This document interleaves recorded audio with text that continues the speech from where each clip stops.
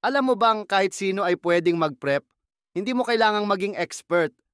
Sa video na to, tuturuan kita ng basic prepping tips para maging handa sa anumang emergency. Maraming iniisip na ang prepping ay para lang sa apocalypse. Pero ang totoo, ito ay tungkol sa paghahanda sa kahit anong sakuna. Bagyo, lindol, pagkawala ng kuryente, akyat bahay at iba pa. Huwag ma-overwhelm, simulan sa basic prepping, pagkain, tubig, gamot at communication tools.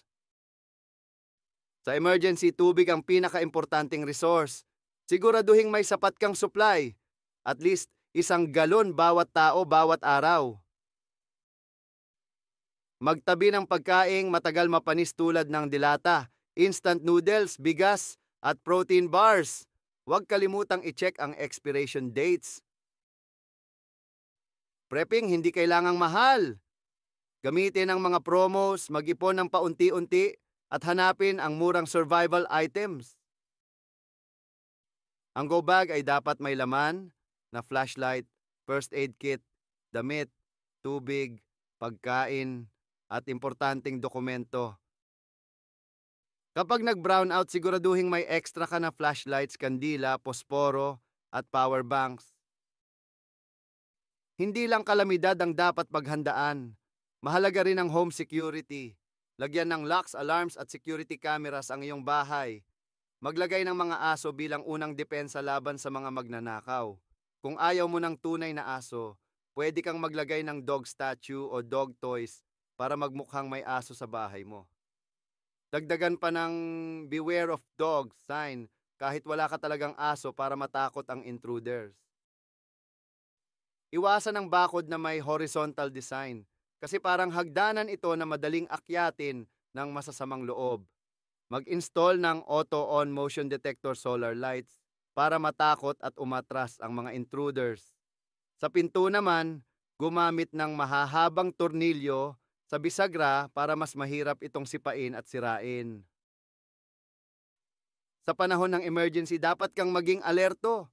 Magkaroon ng plan kung paano ipagtatanggol ang iyong bahay kung kinakailangan.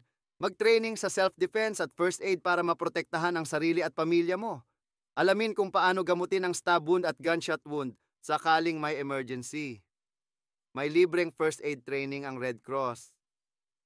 Makipag-ugnayan sa kanila para malaman kung paano sumali. Magtabi ng basic first aid kit, tourniquet, bandage at gamot. Alamin ang emergency hotline numbers ng ambulansya, pulis, bumbero, at iba pang ahensya ng gobyerno para matawagan agad sa oras ng emergency.